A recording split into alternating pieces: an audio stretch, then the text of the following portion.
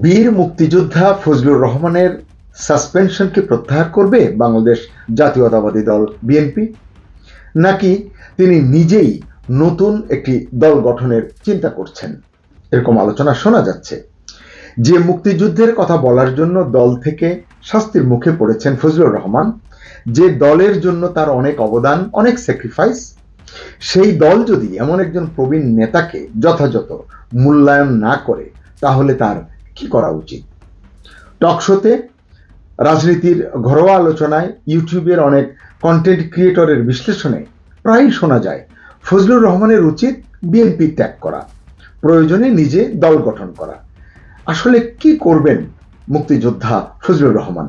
তিনি কি সত্যি সত্যিই নতুন দল গঠন করছেন? সম্মানিত দর্শক, ফজলুর রহমানকে চেনেন না এমন মানুষ বাংলাদেশে খুব কম আছেন। বাংলাদেশের বাইরে যেখানে বাংলাদেশের মানুষ আছেন তারাও তাকে চেনেন। তার পরিচয়, তিনি বীর মুক্তিযোদ্ধা অ্যাডভোকেট মোহাম্মদ ফজলুর রহমান। তার বক্তৃতা, কথা বলার ধরন, টকশোতে চাচা ছোলা বক্তব্যের জন্যই তিনি সবার কাছে পরিচিত, কারো কারো কাছে তিনি অপ্রিয়ও বটে। বয়সে প্রবীণ, অঙ্কের হিসাবে সেটা ৭৮, কিন্তু তার প্রাণময় উচ্ছ্বাস দেখলে যে কেউ বলবে এক অমিত তেজ যৌবনদীপ্ত মানুষ এই ফজলুর রহমান। ছাত্রলীগের এক সময়ের ডাকসাইটে নেতা ফজলু চুন্নু, যে আমরা বললেই বুঝি ছাত্রলীগের একটি অংশ, সেই ফজলুর রহমান হলেন ফজলু চুন্নুর ফজলু। তিনি দীর্ঘদিন আওয়ামী লীগ করেছেন, আওয়ামী লীগের একজন উচ্ছল নেতা ছিলেন এই বীর মুক্তিযোদ্ধা ফজলুর রহমান। যাই হোক, নানান ঘটনায় শেষ পর্যন্ত আওয়ামী লীগও তিনি থাকেননি বা থাকতে পারেননি। বর্তমানে তিনি বিএনপি চেয়ারপারসনের উপদেষ্টা। আমি ছোট করেই কথা বলছি, বিস্তারিত আপনারা জানেন। সম্প্রতি কিছু বক্তব্যের জের ধরে বিএনপির হাইকমান্ড প্রথমে তাকে শোকজ করেছে, পরে ৩ মাসের জন্য দলীয় সকল পদ তার স্থগিত করেছে।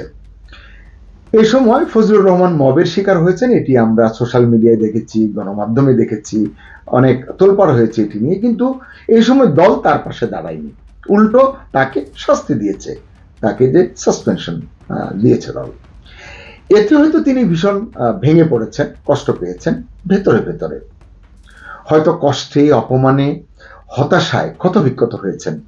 তবু তিনি দলের সিদ্ধান্তের বাইরে যাননি, কিছু বলেননি, কিছু করেননি। করার মধ্যে যদি বলি, গত কয়েকদিন আগে দেখলাম তিনি তার নিজ জন্ম এলাকায় কিশোরগঞ্জের ইটনা, মিঠামই, নষ্টগ্রাম, যে এলাকা, যে সংসদীয় এলাকার তিনি নেতা, সেখানে তিনি তার এলাকার মানুষজনের সঙ্গে মিলিত হয়েছিলেন এক জনসভায়।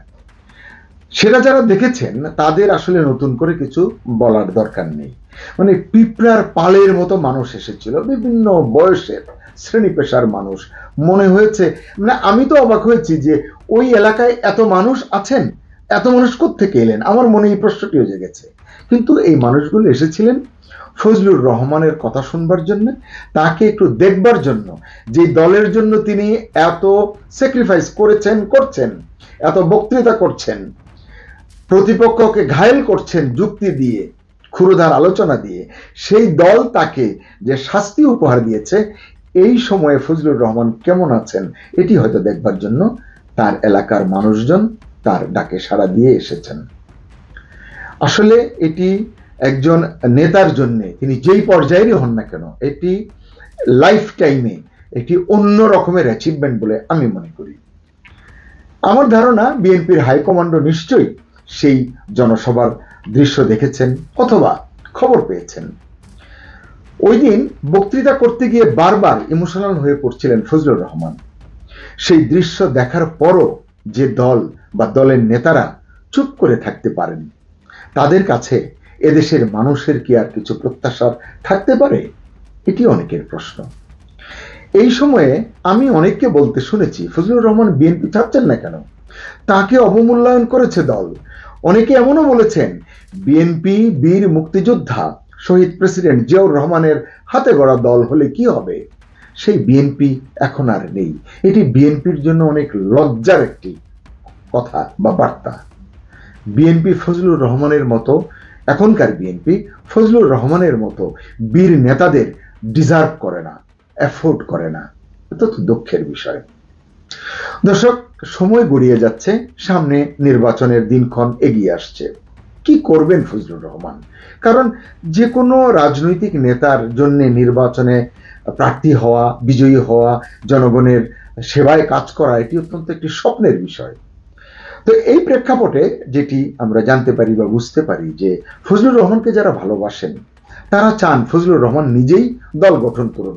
মুক্তিযুদ্ধের যে চেতনা এবং গৌরবের কথা তিনি বলেন, যেসব কথা বলতে গিয়ে তিনি ইতোমধ্যেই অনেকের চক্ষুশূল হয়েছেন, তিনি কোনো দল গঠন করলে সেটি যে ভিন্ন মাত্রা পাবে এটি অনেকেই মনে করেন। অবশেষে একটি খবরও কিন্তু পাওয়া গেল। সেটি কি?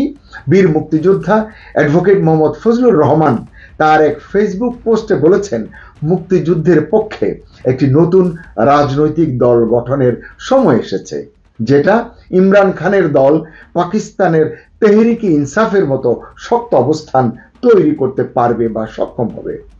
আসলে তিনি দল করবেন কিনা বা দল করলে সেটি কতটা শক্ত অবস্থান তৈরি করতে পারবে সেটা সময় বলবে, এটি এখনই বলা যাবে না। কিন্তু এই ঘোষণা যদি তিনি সত্যি দেন এবং বাস্তবায়নে নামেন, আমি বিশ্বাস করি এতে অনেকের রাতের ঘুম নষ্ট হয়ে যাবে, অনেকের ধুতি পর্যন্ত খুলে যাবে, এটুকু বলতে পারি।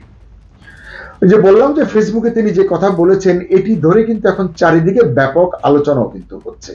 যদিও ফেসবুকের এই বার্তা দল গঠনের তার নিশ্চিত বার্তা কিনা বা কমিটমেন্ট কিনা সেটি না জানা গেলেও অনেকের মধ্যে কিন্তু এটি ব্যাপক সাড়া জাগিয়েছে।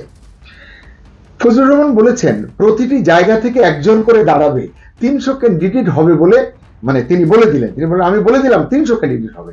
তিনি এটি দল গঠন করলে 300 ক্যান্ডিডেট চাইলে পাওয়া যাবে, হবেই তো, কারণ এখনো তো সব মুক্তিযোদ্ধা আমাদের ছেড়ে চলে যাননি বা তাদের উত্তরসূরিরাও তো আছেন। তিনি বলেন আমাকে বলে আমি বাতিল হয়ে গেছি, হয়তো দল থেকে বা দলের কোনো সূত্র থেকে, না হলে তিনি কেন বলবেন? কিশোরগঞ্জের সম্মেলনে যেতে পারবো না, যেটি রাত পোহালেই 20 সেপ্টেম্বর হতে যাচ্ছে কিশোরগঞ্জে। তিনি বলছেন এই দলের জন্য কি না করেছি, জেল খেটেছি, নির্বাসনে পর্যন্ত থেকেছি। তিনি বলেন একটা কথার জন্য আমাকে দলের সব কর্মকাণ্ড থেকে স্থগিত করে রেখেছে। তারপরও তিনি অনুরোধ করছেন সম্মেলনের আগে প্লিজ এটা তুলে দেন। হাজার হাজার নেতাকর্মী ওই সম্মেলনে আসবে। তিনি অনেকদিন কিশোরগঞ্জে নেতৃত্ব দিয়েছেন, তৃণমূল পর্যন্ত তার পরিচিতি, তার নেতৃত্বের যে কার্যক্রম সেটি বিস্তৃত। তিনি বলছেন নেতাকর্মীরা আসবে আর আমি ঢাকায় বসে থাকব? বিএনপি থেকে কেউ বলতে পারে না ফজলুর সম্মেলনে আসুক? এই যে একজন নেতার, তার মতো একজন প্রবীণ নেতার এটি কত বড় আকুতি, এটি আসলে কাউকে স্পর্শ করছে না, এটিও কিন্তু অনেক দুঃখের বিষয়। মুক্তিযোদ্ধাদের দল গঠনের বিষয়ে ফজলুর রহমান বলেছেন মুক্তিযোদ্ধার পক্ষে দেশে দল হবে, আপনি থাকবেন, আমি থাকবো কিনা সেটা দেখা যাবে পরে।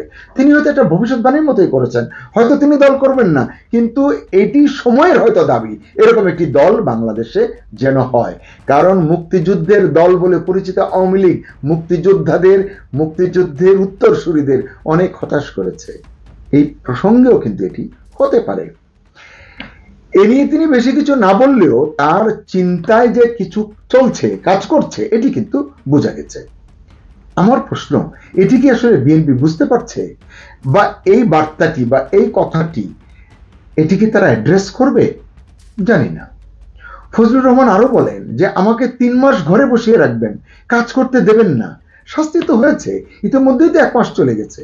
চাইলে এই সম্মেলনের আগে, যেটি 20 সেপ্টেম্বর, বরখাস্ত আদেশ তুলে নিতে পারে। কিন্তু আবার তিনিই বলছেন, কিন্তু তিনি জানেন এটি করা হবে না, এটি করবে না। তিনি বলেন যদি না করে সামনে আমার জন্য 2টি পথ খোলা থাকছে। 1, রাজনীতি ছেড়ে দেওয়া, এটি হবে অত্যন্ত দুঃখজনক একটি বিষয়। 2, রাজনীতি করতে হলে ভিন্ন পথ খুঁজতে হবে।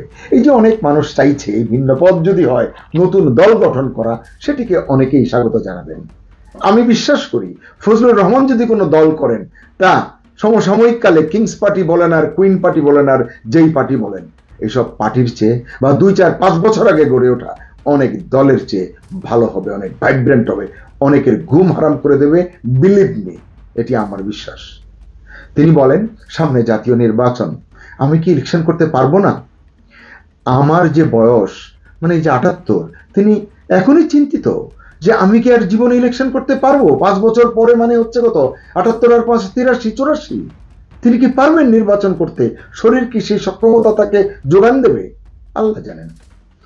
তবে বিএনপির এই মুহূর্তের রাজনীতির প্রতি এক বিরাট প্রশ্ন কিন্তু ছুড়ে দিয়েছেন এই ঘটনার মধ্য দিয়ে, এই ফেসবুক পোস্টের মধ্য দিয়ে বীর মুক্তিযোদ্ধা ফজলুর রহমান।